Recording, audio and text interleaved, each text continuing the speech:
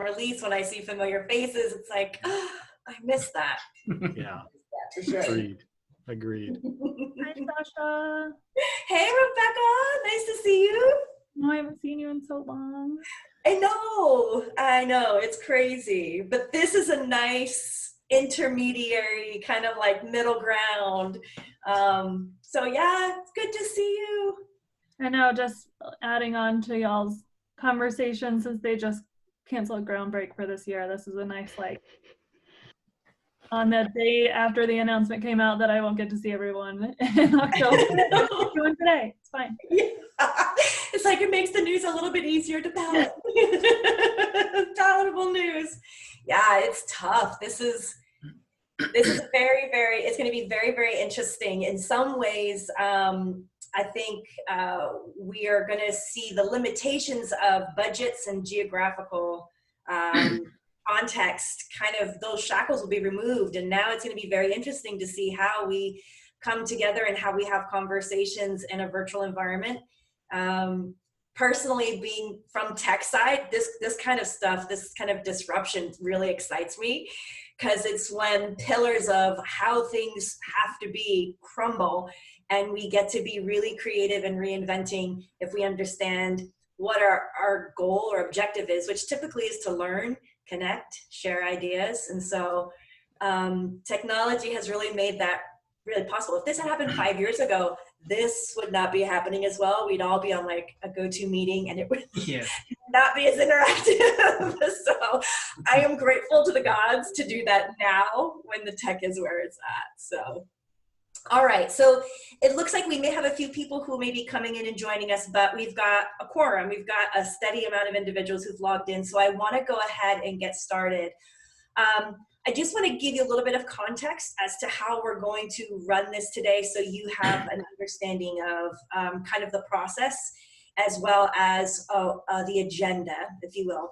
We do really want this to be interactive, so we're definitely encouraging interaction.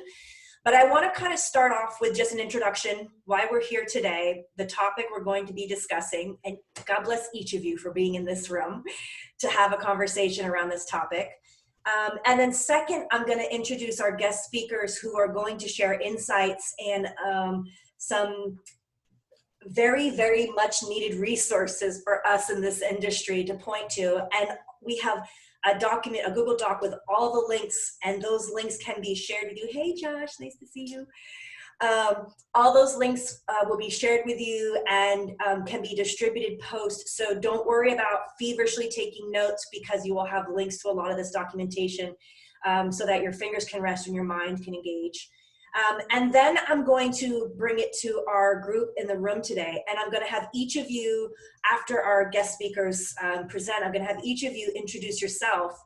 And along with introducing yourself, I want you to keep this question in mind, which we hope to get answers today, which is, where does mental health awareness and mental health programs belong in construction? Is this HR? Is this legal? Is this an I&D initiative? Should this be in safety? So really asking yourself, where does this initiative live within construction? And just get a sense, because as our experts will present, you ask that question and you will get very different answers. I have an opinion on it, but I will hold and wait to hear from you all. But that's the question we'll be asking, where you're then going to have a chance to give your answer and share your perspective on that. And then if we have time, my co-presenter moderator, Chad Pearson, has volunteered graciously to really bring this down to earth for us. And if we have some time, share some practical curriculum that he himself teaches in helping teams to understand how to be high-performing teams of excellence and high-performing individuals. And as you all know, I don't have to say it to this room, but it really starts internally, and then it impacts how you lead and how you interact with others externally. So just to set the context, this is May, which is Mental Health Awareness Month. Such a great time for us to be having this conversation. And we wanted to invite our experts in here today to give us a macro view, really, of mental health as far as broadly, but then really provide some metrics and guidelines for us, looking at this through the lens and the context of construction. And the hope is that in having conversations like this, which hopefully will grow over time, that we really break the stigma. And we're looking for all industry perspectives on this, technology providers, those in industry, those working with associations, to help us. We're all in this together, trying to move the industry forward, so each perspective has value. Now, just to set the stage briefly, I do want to give you a statistic to help us understand kind of the weight of this conversation. According to the CDC, construction workers have the second highest rate of suicide in the nation. Just to give you some context behind that, if we're talking about 100,000 workers, about 53 will take their life each year. And so what we understand with some numbers behind it is that this is a topic that should be discussed in our industry, and we need those leaders and champions of this conversation and those who are brave enough to share their stories to be able to host, facilitate, and create an environment of psychological safety where we can really have these conversations. So to start that off, I want to introduce two of our guests to you today. First is Cal Beyer. Cal is the VP of Workforce Risk and Worker Wellbeing at CSDZ. He will be introducing us today to some resources as well as the need for engagement and the current rise on incidents. And then his co-presenter, we're very, very excited to have here today, is Darcy Gruttadaro. She is the director of the Center for Workplace Mental Health, which is a part of the American Psychiatric Association Foundation. Thank you both for being here today. We bow to the experts as far as giving us some insights on this, but truly we appreciate how you can help lean in to create validation for those of us who are champions for this cause in construction, to help create the business case around why this matters. So Cal, I'd actually like to turn it over to you and start with you. Thank you very much, Sasha. I appreciate the opportunity to bring Darcy today as well. We're really excited, very humbled to be here. I met Nathan Wood on May 7th when Jeff Sample, a friend of mine from the construction industry, invited us to participate in an eSub webcast. And it was a great ripple effect to meet Sasha, to meet Chad, and now have the opportunity to come and join you today. This issue has been existing long before COVID, so it's really important to state. Secondly, there's sensitivity and respect around this topic, and I just appreciate how, Sasha, you introduced this topic. This really, as much as it's a business case, it's a personal case, and we do this for the one person. I normally don't even like to use a lot of statistics because we want to talk about hope, help, and recovery. And that's really what the focus of this has been.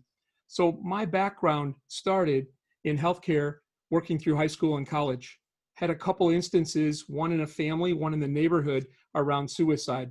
My first workplace suicide prevention project was in the mid-1990s. I was working as a public entity specialist, and it was a behavioral health assessment in municipal jails. And that led to strategic change with recruit law enforcement training standards in the state of Wisconsin. And every job I've had since, mental health, suicide prevention have continued to propagate. If I moved forward, I would go through 9/11 and post-Hurricane Katrina. Huge disruptions, major catastrophes, and the human toll was really large. This gave us an opportunity to really look and learn. Critical incident management is how I got my start as a construction safety, health, and safety professional. And I found it was very difficult to get organizations to bake this in to their safety, health, and wellness program. The more I talked about mental health, the more I was creating barriers, because the first time I talked about mental health and suicide prevention, people said, "Oh my gosh, I had no idea. How can I help?" So I'd like to just paint a quick picture. In 2010, I was appointed to the National Action Alliance for Suicide Prevention. I was an inaugural member of the Workforce or Workplace Task Force, and I now serve on their executive committee. In 2019, I met Darcy Gruttadaro, and now we're partnering. She appointed me to her expert advisory group. and there's great things happening. What I'd like to stress is before COVID, there was an issue in society and construction as a microcosm with respect to mental health, substance use, alcohol dependence, suicide, and overall well-being. In construction, that even extends to physical, like cardiovascular health. We also have had a solution since October of 2016 when the Construction Industry Alliance for Suicide Prevention was formed. And that group was formed by the Construction Financial Management Association to help support the efforts that I was leading. So from 2010 to 2014, we were working on this topic. I finally felt I need to leave the insurance industry where I was working, go work for a contractor, bake this in to safety, health, and wellness. At that point, 2014, there was one company that we were aware of that had done that, a mechanical contractor in Denver called RK. So a gentleman named John Kinning was really an inspiration for me. The company I was working for was called Lakeside Industries, and I worked for them up until March 13th this year. Perfect timing to start a new job if your job deals with workforce risk and mental and worker well-being. So what we learned along the way is a lot of intuition around this problem. We do know that suicide has increased by over 30% since 1999. There was no study about occupation until 2016. In July that year, the Centers for Disease Control released their first longitudinal study. So what's really important is 2018, there were amendments, and then January 24th of 2020, the data was actually broken down, and construction has the largest number of suicides, the second highest rate. That number has been restated to 45.3. We follow only the extraction and mining industry, which includes oil and gas. And then I think what's really important is to think about in safety, in construction, we talk about the OSHA 4, and that is the struck by, falls from elevation, caught between, and electrocution. Those are about 60% of the annual fatalities. Our industry has about 1,000 occupational fatalities each year, and it's estimated that there are 5,500 suicides among construction workers. That would include retirees as well. So the number that Sasha gave is still 3 times higher than the national average of 14.2%. So that's a little bit of background on suicide. The packet that Sasha discussed, I guess is the right word, is Wellbeing resources. It includes some materials from the Center for Workplace Mental Health. Darcy, I'd like you to talk then about the mental health component, since I focus more on the suicide element. Sure, happy to do that, and thank you so much. It's really great to be here. I am really enjoying this very much, and I really want to say a huge thank you to Cal. I mean, Cal is a force. I feel like he's the Energizer Bunny. Honestly, he's on the West Coast. I get emails from him at all hours. I'm just so impressed. I cannot keep up with him. Anyway, he is a gem, and we are very fortunate to be partnering with him, and our partnership is really growing, so I'm super excited about that. I did want to just touch on some of the metrics. I mean, I hate throwing data around too much, but I mean, we do know that pre-COVID, about 20% of the population lived with diagnosable conditions. Less than half of people get treatment. So untreated conditions are really very, very concerning. And obviously stigma and fear of judgment and fear of job consequences and not feeling psychologically safe are major factors there. And major factors of concern, but we actually know some census data just came out that shows a huge escalation in the number of people experiencing anxiety and depression, no doubt. And I actually did a webinar earlier today, and I'm sure some of that is brand new to me. I was very surprised to see that about 50% of adults, the US Census is doing weekly checks, and they added questions about mental health. So about half of our population, they received responses from are feeling anxiety and depression. So that's an area of huge concern. at the center, we work with lots of employers of all sizes. We've worked with RK, we worked with Cal while he was at Lakeside Industries. We really focus in 3 broad areas: raising awareness, because awareness is so important, and also building mentally healthy cultures and climates, because that's where psychological safety comes from. But we always say having, raising awareness and building a healthy culture won't mean anything if you don't improve access to care. And in our country, it's like the mental health system is like a whole different animal unto itself. It's hard to navigate, it's under-resourced, people don't know where to go, they don't know what to ask for. Big concerns around that. So we are working on a big project to improve access to care. I mean, we can't do this alone, so we rely on partnerships with the World Economic Forum on a global space or global level. We work with some of the business groups on health across the country. We work with industry-specific experts like Cal and others in other industries. We have a big presence in the finance industry of New York. I work a lot with the Northeast Business Group on health. And I mean, really, we're all in this together. It's more important now than ever. And I think the construction industry is so important because it does have such a high suicide rate, and the culture can be challenging around people feeling psychologically safe. And so I think labor unions are jumping on board. There's much more happening. And I love this whole idea of disruption. So the work you're doing in terms of innovation and collaboration is so vitally important. And I'm just really happy to be here. And I just want to say thanks. And also I want to mention that Cal is joining me in July, on July 22nd, for a webinar we're doing specifically focused on the construction industry, because I'm not sure, we want everyone to know that the construction industry is looking at these issues critically. They're doing really innovative and effective work, and we really want to help spread the word. So I'm all the more happy to be here because of that. And hopefully Cal will get the word out to all of you about that webinar. I promise. Sasha, real quickly, one other metric. Between 2009 and 2015, there was one article in the construction industry regarding mental health or suicide prevention. Since November 1st of 2015 to the present date, we started a media saturation campaign. There have been over 185 in print or online, and a number of those have been multiply reposted and reprinted. So we're really excited about that. And that's been to just drive this type of strategic change that your group is committed to. So thank you, Darcy, for joining me. Appreciate this partnership, Sasha and Nathan, and the rest of you for picking this topic. Thank you. Appreciate you. I want to stress that, just so nobody feels the pressure to boil the ocean, this group, we're all overachievers by nature.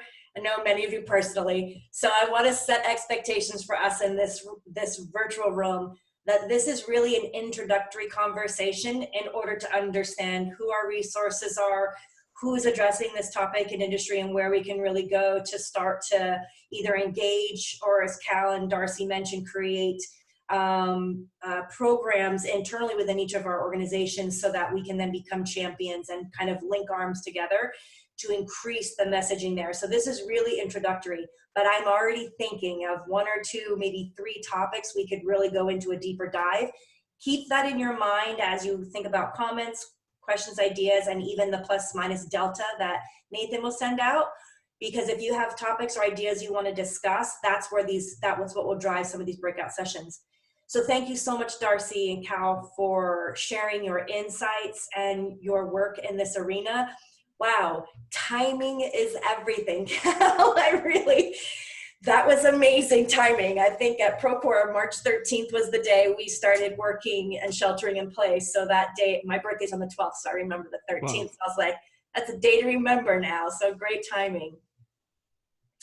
So I want to now really engage this group here. And so I want to go one by one and have each of you introduce yourself, your name, the company you work for, a little bit about your role with that company, and then I'd love to get your answer to the question, where does mental health fit in your organization? Chad is going to help me actually document your responses so that we can get a sense for what that looks like.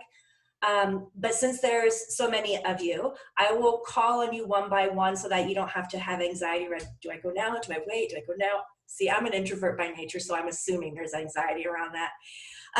So I'll call on each of you so that you can step forward and tell us a little bit about yourself. So I'm actually going to start with Jacob. I'll start with you. Hey, good afternoon, everybody. Name is Jacob Dalbora. I am the Director of BIM and FM Services for McVeigh Mangum Engineering. Basically, I run a business unit that does external clients BIM services. So we do everything from 3D scanning, virtual design and coordination, construction, and then main focus on integration into facility management and how to use that data. As for the question about mental health inside of my company, sadly, it's like many, it's not really talked about. But when we did go on this hiatus, this stay-at-home order, it was something that I have pushed really hard to make sure that anybody that was living by themselves or that was two full-time working parents with kids had resources, had capabilities to understand that both of those situations are very hard, much less there's many more situations that are very hard also. So. Great.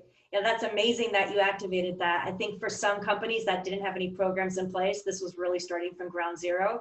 Yeah. So if there are individuals internally within the company who already have ideas around the initiative, I think leaders are looking for them to step up and step in that gap. So thank you. So Jacob, just to specify, if you're thinking about this in terms of construction and you're thinking about construction as an industry, do you think there should be something that's in the safety team, part of HR? Yes. Legal? Yeah, I think it should fall directly under something the safety advisor is one of their task force. Duly noted. Good. All right. First one on the board. Thank you so much, Jacob. I appreciate it. Rebecca, I will go to you next. Hi, my name is Rebecca Sockwell. I am with Holland Partner Group. We're an owner, builder, operator. I'm in Denver. We're mostly on the West Coast. I support our company nationwide with all of our construction technology initiatives. I feel like at my company, I'm just like that Procore lady, but help with kind of all of our construction technology, strategic planning. And I've been with Holland for about 6 years. 5 years of that was on the project management team and operations and out on site, and about a year with the technology side. And I don't think I've ever heard mental health even mentioned at my company. So I just don't, even with work at home, I feel like a lot of it is focused on like getting your workspace set up and getting dressed for work every day and like tips for working at home, but not focused really on mental health or even awareness around that really. Who should it fall under? I think I'm gonna second Jacob and say safety. I'm tempted to say HR, but I also think that there at times can be a stigma around HR a little bit and like some resistance to what HR is delivering.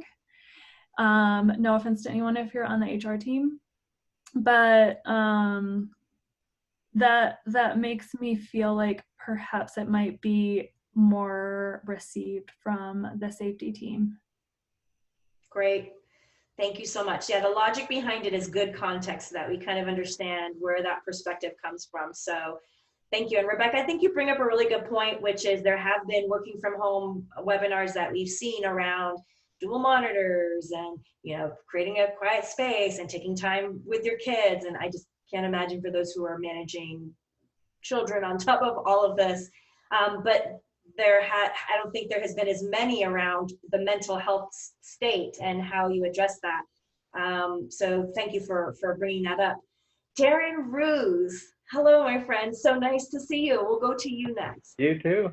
All right. Good afternoon. I'm Darren Roos. I work for a general contractor in Los Angeles called Bernard's.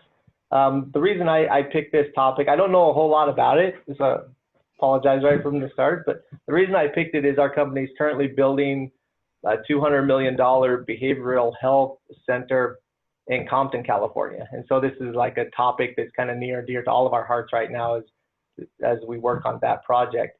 For myself, I think one thing kind of personally as far as mental health and people in my department, we're technology people, and so work-life balance seems to be a challenge just because you can do your technology job 24 hours a day, and sometimes it requires that. Another thing is I'm the director of our BIM department, and in BIM, our job all day long is to identify issues in a model. And I find myself going home and pointing out issues, you know, that plate goes on that shelf, oh, your shoes are untied, you know, and I'm not doing these things to be critical. I'm just pointing things out because after 15 years of being in BIM, I've noticed that's almost become my nature. And so I'm trying to find ways to curve that, to kind of split what I do at work with, you know, how I handle things at home. Powerful, very, very powerful observation. And I think, you know, we were talking earlier around statistics and data, and Cal was saying, well, you know, I want to be mindful and I want to be sensitive to the topic and not provide too many. And I'm thinking to myself, this is a statistics-driven audience if I've ever seen one. We almost live in that statistical state because so much of the change we try to bring, the powers that be want the business case for it. So we've trained ourselves to be very statistically driven. So I think that's a really good point. Darren, did you vote on where you think it should live? Safety, HR, legal? I mean, I like the answer with safety. Here, it falls under HR. Got it. So. All right, thank you so much. Appreciate that. Mr. Nick Tilford, I'm calling on you. We will go to you next. My name is Nick Tilford. I am the BIM VDC rep for the East Coast for Schuff Steel. We are the country's largest fabricator of structural steel. As far as for mental health, I do not believe that our company has a program in existence. I do not believe that they ever will have one, not in the time that I'm here or in the industry. And I think that if it was to exist, that it would legally fall under HR, but at its best case scenario, it would be executed through safety, because on the job sites is when it happens most of all. To speak specifically to my trade, I think that a lot of times, unless it's a gunshot wound, self-inflicted, I believe that most of the suicide happens through alcoholism. Mm-hmm. Sorry, dark moment. Oh, yeah. No, that's 100%. I think that it should fall through safety, because it falls on the safety operator to physically inspect the staff each and every day to make sure that they're not showing up to work inebriated or under any other kind of substance. I think that mental health would fall under that kind of capacity for visual cues. I love that. That perspective, I think, is really important. And definitely aligns with programs that are already in place. We already have technology that's taking video of job sites, looking for no gloves, no proper eye protection. So I think we're already in a mindset of looking for signs for safety. So I really like that perspective. Thank you so much for sharing. And also, depending on your focus of work and where your company sits in the ecosystem that is construction, how that shows up, I think, will be really different. And it's important to know and to have language around where you think that will show up. So that was powerful. Tammy, I'll go to you next. Yeah, thanks, Sasha. Like I said, nice to meet you, like person to person. It's so great to see everybody here. My name is Tammy Alexander. I'm with Rivet. Rivet is an integration platform built specifically for the construction industry. We have partnerships with Procore, Viewpoint, ESUB, I could go on, and we build the connectors between those applications. I spent, my background, a little bit about me, spent 7 years with Skanska USA in the field. I was a job site accountant, moved from trailer to trailer, for many, many years. My husband stayed with them after we had kids, and we moved 10 times in 13 years. So always building greenfield projects, always starting from scratch. I chose this topic because it's near and dear to my heart. I spent my life with those people in trailers, 25 staff, a large group of us moved together to different locations, and we all lived life together. And it was, we all went through a lot of different things. And I think because we were so close, we got to notice those things. But when you had a new person join, you could definitely tell, you know, when things weren't right.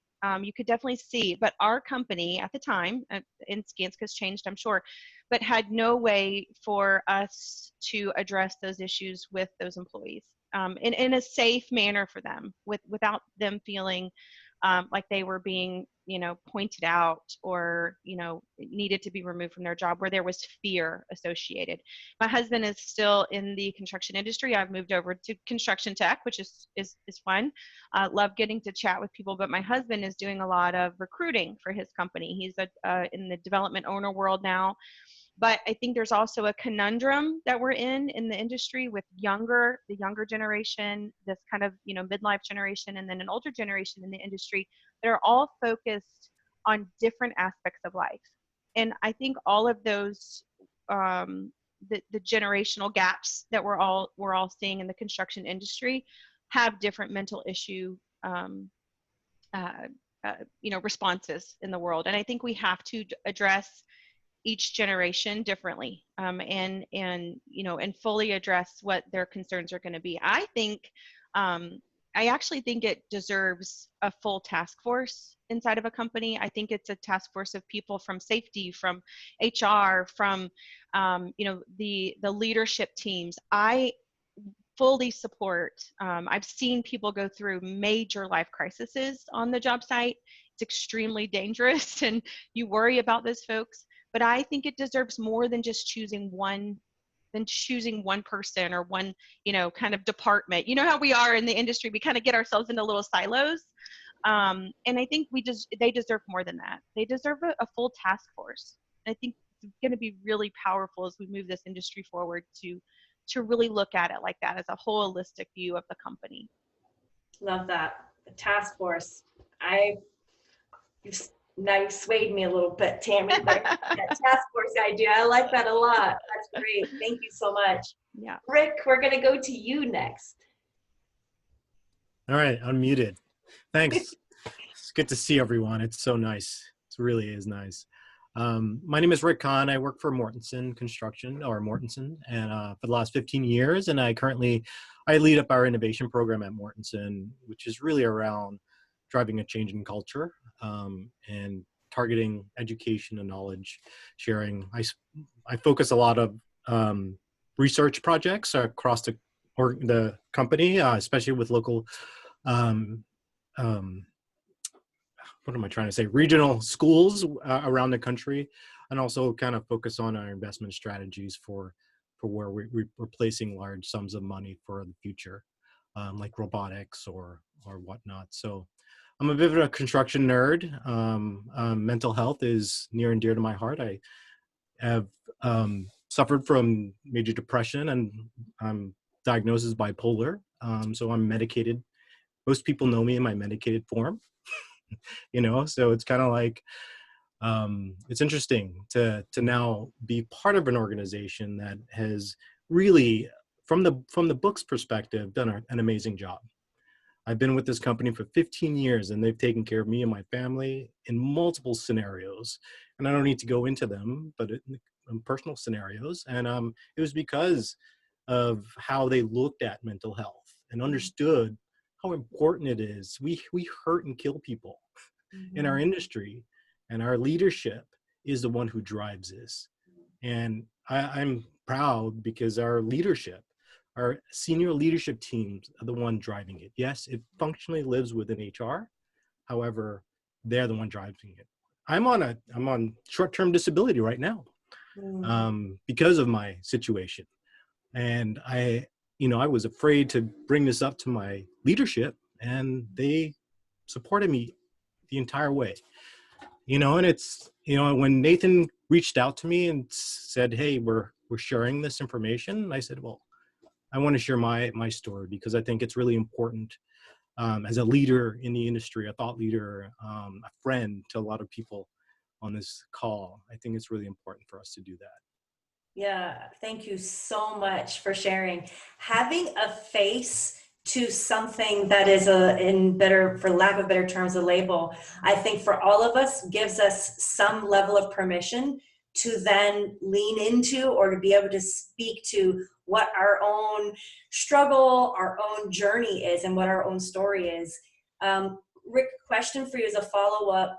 Does Mortenson have a specific initiative around psychological safety or mental health? And if so, is that specific to HR? It's under so we do have a task force. It's the IND task force, so Inclusivity and Diversity Task Force. That's been going on for about 5 years now. I just cycled off that leadership team, and that was part of HR functionally, but we had a task team focused on mental health and psychology. We also I did personally research a couple years ago on VR and leveraging VR to be able to understand how to drive cognition. I can't speak today. I'm actually kind of nervous sharing this. Understandably so. You're amongst friends, but understandably so. Yeah. Well, we did research on learning behavior, and people learn by doing. So we've been partnered with like Pixel VR and other companies who are developing VR installations to help train workers in high-risk situations, and it's pretty interesting to see the data behind that. Yeah, and don't you see how so much?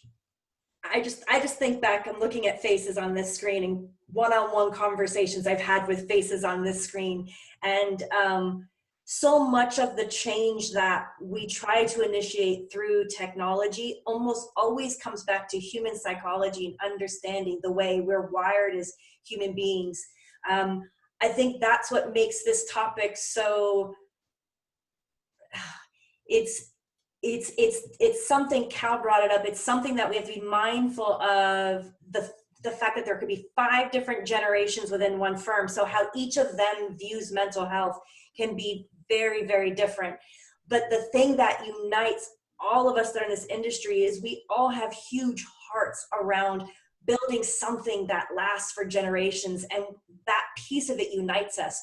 Seeing that kind of energy united to then focus inward to ourselves, looking at how do we build each other up in this process. Josh and I've had conversations around this as well. How do we go from looking at labor as a line item and a commodity to a service? These are shifts that are happening based on technologies, innovations that are allowing us to shorten the gap between the start of something and how we measure it's completed and finished, and the visibility in between. The outcome, or one of the outcomes of that, is the human element is now a very different piece of that puzzle. And so it's really exciting to see how we're kind of leaning into that. So thank you, Rick, so much for sharing that with us. Sure. This is not the final conversation. You're brave, so brave in sharing this with us, but you've just unlocked so many others to be able to feel a little bit easier about speaking about themselves and their loved ones. So, dude, mahalo. Thank you so much, so much. All right. So real quickly, Darcy just made a beautiful comment. And Rick, we just want to applaud your bravery, your courage for speaking out, called lived experience, and take a moment and just review Darcy's comment, because that's really how we break stigma. And thank you for sharing. You do work for a great company. And on the safety side, they found ways to integrate this. And Darcy has had people from Mortenson participate as well on that expert advisory group. So you're in great company. Awesome. Thank you, sir. Thank you. Sorry, Sasha. no, that was wonderful. Thank you. All right. I want to continue to make sure we can get to our others as well. Josh Bone, I was just mentioning you. I might as well bring you in next. Introduce yourself, if you will, please, and you're weighing on the question. Yeah, good afternoon, everyone. It's so good to see all of your faces. Rick, thank you so much for sharing that. You know, I'm I'm a big fan of yours, and I really do appreciate you sharing that with this group. So I work with the National Electrical Contractors Association. NECA is the contracting side that is signatory to the IBEW. So we are the union contractor side of the world. I work for the national office. We have 118 chapters. So we have 118 satellite offices spread out around the country. We represent 4,000 electrical contractors of all sizes here in the US, and we have a number of affiliations abroad as well around the world. I have been here for 6 months, and I can tell you this is my first May with NECA. And I've just got an email from our Chicago chapter. Hey, now that the month is coming to an end, mental health wellness is not, it's not to be overlooked, that we got to finish the month strong. We are very, as an organization, it is a big part of the way that we feel, that we look at this. There's so many people involved. We take it as an approach more like you would take sexual harassment. It falls into HR, it falls into safety. There's emotional intelligence training, signs to be looking for. So we don't just take it from a safety standpoint. We make sure that we educate the safety directors and give them some skill sets to identify certain signs. We make sure that they're giving certain skill sets and passing those along to the foreman to be aware of certain things and to pay attention for it. And you talked about alcoholism, but the opioid addiction in the construction industry is exponentially higher than other industries as well. So those are things that all tie into. We know alcoholism and opioid addictions can all tie into a number of factors that can lead to things that we need to pay attention to. So those are things that I hope we can continue to push this. It's been so great to see this from the NECA side, the support and push that we have here. And Sasha, like you said, we've got to stop looking at labor as a line item, and we've got to start thinking about other ways that we can engage them and help prolong their careers, because this is their livelihood. This is what they love to do. And if someone has a back injury at 25 and gets addicted to opioids, they've got problems for the rest of their career. Yeah, I think that you bring up a huge component of this and that's where I'm going to hopefully save some time for Chad, because Chad has an awesome way of speaking to this and looking at it. And kind of leading into that, I'm going to go to Bryn and Patrick. I'm going to start with Bryn, but Bryn and Patrick are joining from the Procore.org team, which is the team that I have the pleasure of serving as a leader on. So I'll let Bryn start and introduce herself and answer the question. Thanks, Sasha. Hi, everyone. Just really great to connect with all of you. This is my second CPC breakout session in the past few weeks, and I'm just loving it so far.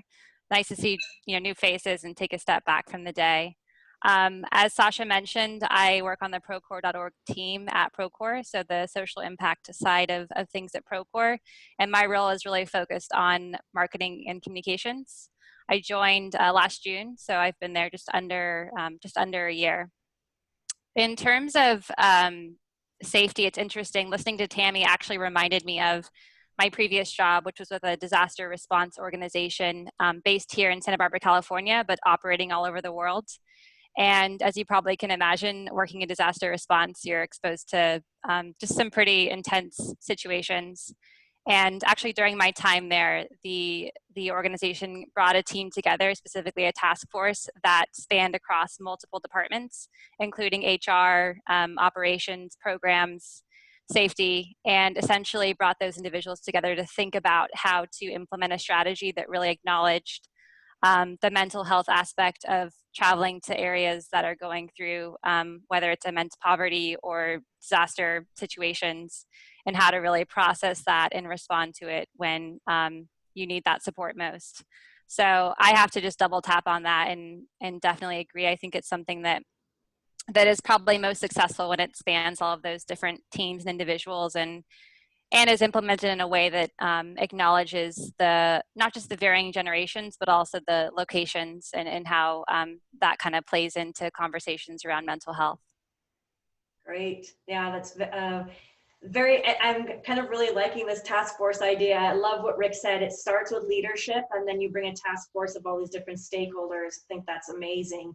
Yeah, My mind has been changed. All right, Patrick, we'll have you introduce yourself. Hey everyone, happy to be here. I feel like I'm in the room with giants. I work on the continuing education branch of broker.org, and Uh-oh. Is he freezing for everyone else as well? Yeah. Hopefully he'll come back on a second. If he doesn't, I will tell you while he's frozen, I don't know if he hears me or not, but Patrick is an amazing writer. He works on the continuing education team at Procore.org. And we made a pivot last year for the annual program that Procore creates, Procore Safety Qualified. Patrick and the team do free continuing education curriculum. And this year we pivoted our safety curriculum to include mental health awareness. And we had a fitness trainer do personal fitness, treating construction like elite athletes. Chad, once I heard your messaging around that, I knew we were on the right track. And also how to then create high-performing teams. And then we partnered with Balfour Beatty and a couple other customers to actually talk about mental health awareness and how important that is for safety. Not knowing that COVID was going to happen and we'd be kind of thrust in the spotlight. The team's response to that course, which was launched a month ago, was overwhelmingly positive. My favorite comment was a gentleman who said, I've been in this industry for 40 years. The topic of mental health has never been addressed, but I feel free for the first time to talk about my anxiety. Yeah, it gets me because I suffer from anxiety as well. So that to me is amazing. And I feel like that's the work that we have to do here. And that's really what Patrick was sitting in, because I want to lean into this content and I want to look at how we can create additional content moving forward. So with that, Chad, I'm going to actually throw it to you to see if you would like to present just briefly. I think we have about 10 minutes on how you take this from a topic or an idea really into a curriculum that you train on. Oh, sure. Yeah, man. Thank you. This has been an awesome conversation, and Rick kind of nailed it from my perspective, because it really comes down to having the courage to have the conversation, and that's what starts to break down the stigma, as with anything. Now I work for a company called Plexus Software. We're in construction technology, but I have a background in law enforcement and almost 40 years in the combat arts, and I coach professional fighters. And I also coach on elite performance during chaos and critical stress. They're just tactics that we employed as police officers and, of course, with professional fighting. And while I'm formally trained in crisis resolution, I'm not a psychologist. So when it comes to giving advice, I always say if somebody's in crisis, in the short-term emergency crisis scenario, my advice is not to give advice. You are eyes and ears and a path to professionals. That's what your job is at that point. You are a path to professionals and resources, straight up. But when it comes to, an elite level of cognitive performance, whether it's, performance in your professional life, personal life, I like to look at mental health as like a hurricane. You are not stopping this thing. It's coming in and it's going to level out the environment. But over time, long-term tactics can be employed to improve performance so you can prepare better and repair better afterwards. So it really comes down to being prepared and putting yourself in a positive mental state where you can repair yourself afterwards. So I would love, we have a whole bunch of tactics that we train with as police officers, as professional fighters, and I even teach it here at Plexus to perform our best during chaos and critical stress. Obviously, we can't get into it because we only have a few minutes.